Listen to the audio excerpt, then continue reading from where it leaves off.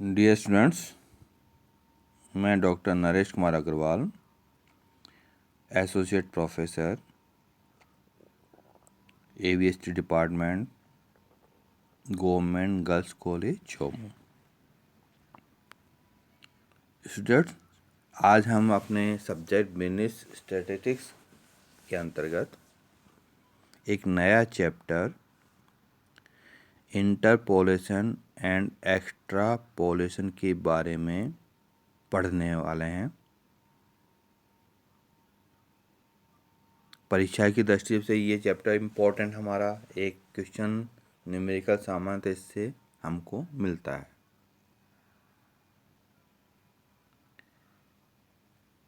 Interpolation का मतलब है जो समंक श्रेणी में वैल्यूज हमें पता है उनमें से यदि कोई वैल्यूज किसी पीरियड की हमें ज्ञात नहीं है, उसको ज्ञात करना ये इंटरपोलेशन कहलाता है।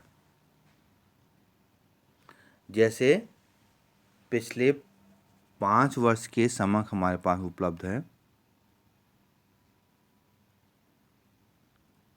2010, 2012, 2014, 2016, 2018। इनमें से 2018 तक, 2010 से लेकर 2018 तक किसी एक पीरियड का सूचना हमारे पास में नहीं है और वह ज्ञात करेंगे तो वह इंटरपोलेशन कहलाएगी। और इस पीरियड के बाद की कोई सूचना ज्ञात करनी है, कोई डेटा हमको कैलकुलेट करना है, तो वह एक्स्ट्रापोलेशन कहलाएगी। 2020, 25, 30 इसके लिए हमें कोई ज्ञात करना है तो ये एक्स्ट्रापोलेशन कहलाएगा। यानी श्रेणी के मध्य का अज्ञात मूल्य ज्ञात करना ये इंटरपोलेशन है। श्रेणी के बाहर का अज्ञात मूल्य ज्ञात करना ये एक्स्ट्रापोलेशन है। स्टूडेंट्स, यह डेटा ज्ञात करना अत्यंत आवश्यक है, महत्वपूर्ण है, क्योंकि सरकार के लिए, कंपनी के लिए, किसी भी इंडिविजुअल के लिए, किसी भी इंस्टीट्यूशन के लिए कई बार सूचनाएं हमने ज्ञात की हैं, कलेक्ट की हैं, लेकिन किसी पीरियड की सूचना हमारे पास में नहीं है और उसके कारण से हमारी प्लानिंग रुक जाती है यदि नहीं हो तो इंटरपोलेशन एक्स्ट्रापोलेशन करके हम वो सूचना का अनुमान लगा सकते हैं। इंटरपोलेशन एक्स्ट्रापोलेशन का उपयोग करते हुए एक बात ध्यान रखिएगा, डेटा के अंदर ये मान के चलते हैं जो परिवर्तन हो रहा है वो परिवर्तन नॉर्मल रेट से होना चाहिए, यदि इंक्रीजिंग रेट है या डिक्रीजिंग रेट है। अचानक किसी पीरियड के अंतर्गत डेटा एबनॉर्मल हो जाता है किसी भी कारण से, तो पहले हमको उसको नॉर्मल करना पड़ेगा। नॉर्मल स्थिति में वो डेटा कितना होगा ये कैलकुलेट करेंगे और बाद में जिस पीरियड के लिए हमें ज्ञात करना है उस पीरियड का डेटा कैलकुलेट करेंगे, तभी हमारी सही स्थिति हमको पता लग पाएगी। इसको कैलकुलेट करने के लिए इंटरपोलेशन या एक्स्ट्रापोलेशन में किसी भी डेटा का जब हम कैलकुलेट करते हैं उसके लिए कुछ मेथड्स का यूज़ करते हैं। इनमें से 2 मेथड मुख्य रूप से काम आते हैं, ग्राफिक मेथड और दूसरा एल्जेब्रिकल मेथड। ग्राफिक मेथड के अंतर्गत हम ग्राफ पेपर पर दी गई सूचनाओं को प्लॉट करके वैल्यूज कैलकुलेट कर लेते हैं।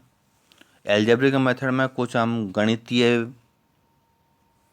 सूत्र काम में लेते हैं और फिर हम जो संबंधित डेटा उसको कैलकुलेट करते हैं।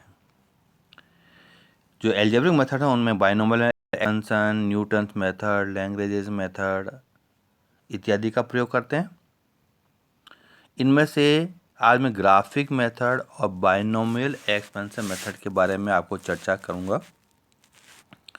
ग्राफिक मेथड में जो कुछ सूचना दी हुई है उनको ग्राफ पेपर पर प्लॉट करके एक लाइन ड्रॉ कर लेते हैं हम।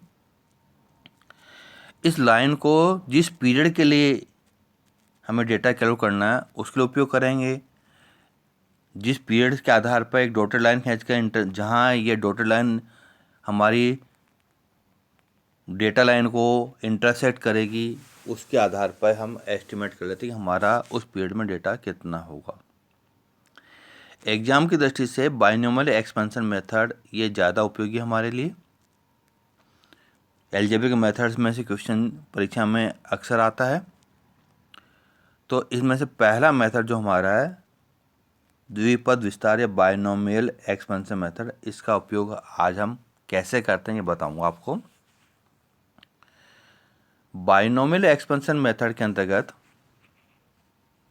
पहली जो मान्यता है कि यह मेथड का उपयोग हमें उस समय करना चाहिए जब हमारी श्रेणी में इंटरवल इक्वल हो, दो पीरियड में या श्रेणी में समान अंतर हो,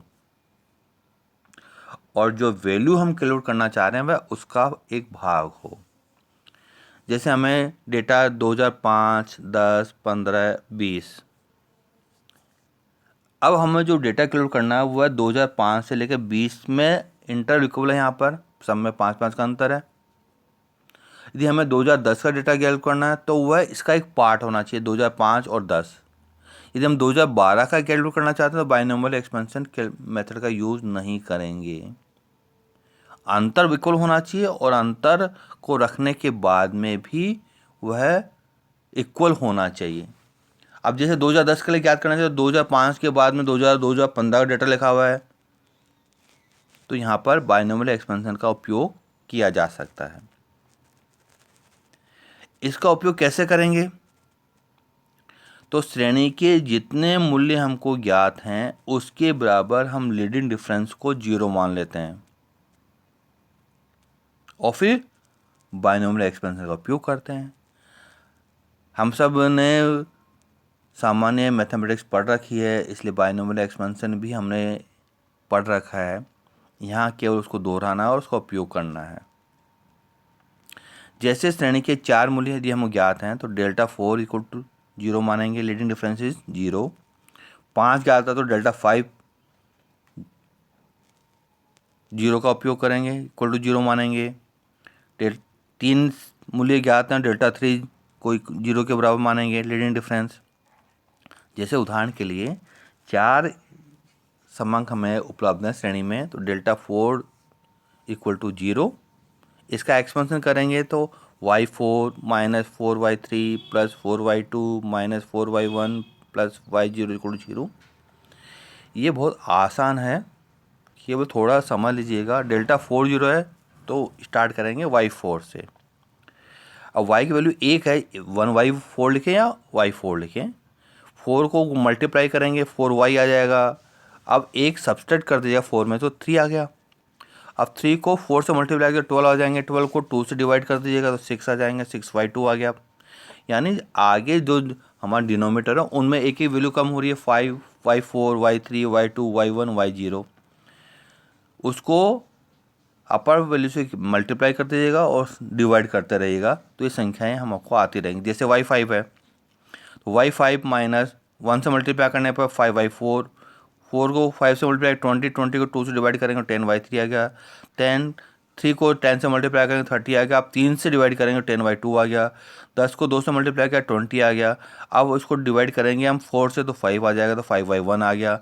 5y1 को 1 से मल्टीप्लाई करेंगे तो 5 आ जाएगा। अब 5 से डिवाइड करेंगे तो y0 आ जाएगा।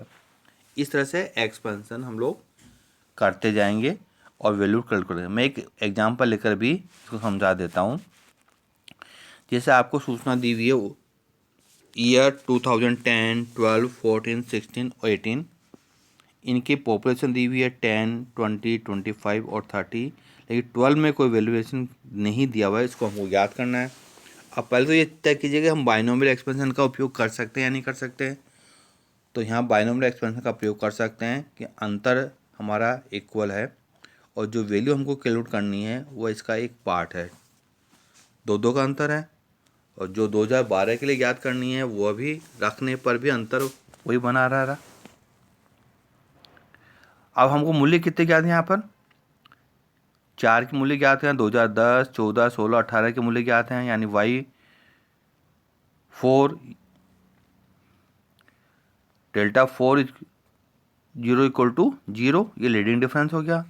एक्सपेंशन लिख दीजिएगा delta 4 equal to y4 minus 4y3 plus 6y2 minus 4y1 plus y0 equal to 0। Values put up कर दीजिएगा। y4 की वैल्यू दी हुई है हमको 30 माइनस 4y3 4 इंटू y3 की वैल्यू दी है 25 प्लस 6y2 6 इंटू y2 की वैल्यू दी हुई है हमको 20 6 इंटू 20 माइनस y1 कैलकुलेट करना है तो 4y1 plus y0 equal to 10। Values put up कर दिया हमने। हम सोल्व कर लें 30 minus 100 plus 120 minus 4y1 plus 10 equal to 0। आगे सोल्व करने में 160 minus 100 minus 4y1 equal to 0।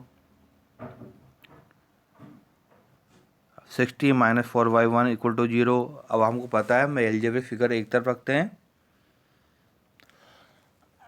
Mathematic figure एक तरफ लिखते हैं।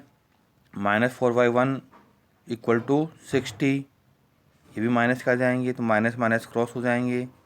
60/4y1 को तो 15, ये आंसर आ गया। तो 2012 के लिए अनुमानित मूल्य ये हमारा 15 होगा। तो स्टूडेंट्स, आज बाइनोमियल एक्सपेंशन के बारे में मैंने बताया है। मैं अगले वीडियो में इसका एक क्वेश्चन भी कराऊंगा जिसमें एबनॉर्मल वैल्यूज होंगी, तो हम कैसे कैलकुलेट करेंगे, एक्सट्रापोलेशन में हम कैसे कैलकुलेट करेंगे। आज तक ये जो हमने बाइनोमियल एक्सपेंशन का एक छोटा सा एग्जांपल लिया है, तो कंसेप्ट बताया है, इसके बारे में यदि आपको कोई प्रॉब्लम हो, आप अपने प्रॉब्लम मुझे व्हाट्सएप पर या फ़ोन बात करके सॉल्व कर सकते हैं। Thank you.